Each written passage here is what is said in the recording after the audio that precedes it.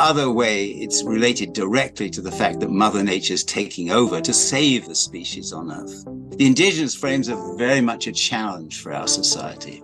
And I'll take as an example, a Canadian example, that there are 3 indigenous populations living with grizzly bear populations on the west coast of British Columbia. 3 distinct grizzlies populations. We did the genetic analysis and they haven't interbred for 900 years.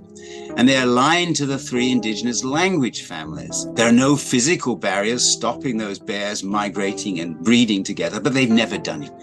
It's knowledge sharing that connects the people and the bears. They're culturally connected, and the scientists, many scientists were simply stunned by this.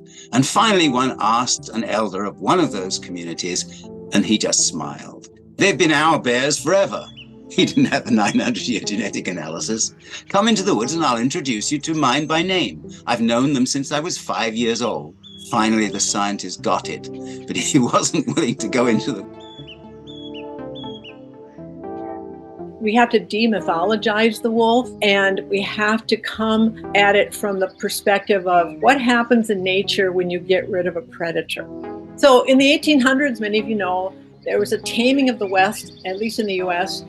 It was symbolized by the slaughtering and eradication of the wolf. They symbolized wilderness, and along with the native peoples that were here, along with our diseases that just slaughtered them, the wolves was seen as a victory when the nearly 250,000 wolves we estimate were here. We were down to like 300 wolves in the lower 48 by 1960. And today wolves are considered varmints in many of our western states. I had a very big argument with a rancher from Montana just a couple weeks ago in Texas when I was down for EarthX. I said, when you give something what they call predatory status in the West, you actually, it's this far away from being a varmint. In other words, if it has no value, why can't I just run it over with my snowmobile? And so that is kind of the current thing that's going on, is we're nowhere near where we were before Europeans.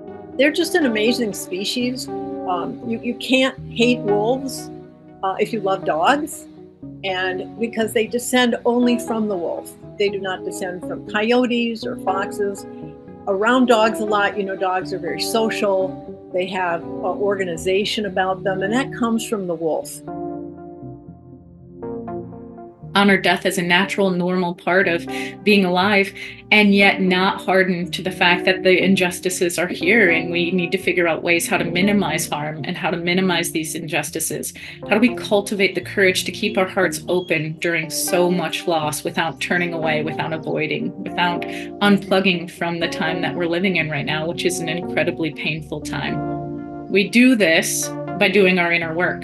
And our inner work can mean a lot of different things. For us, it means feeling our full range of feelings. I have many quotes on the slide as well. And one of the quotes about needing to feel our feelings is by Dr. Antonio Damasio, who says, "We are not necessarily thinking machines. We are feeling machines that think."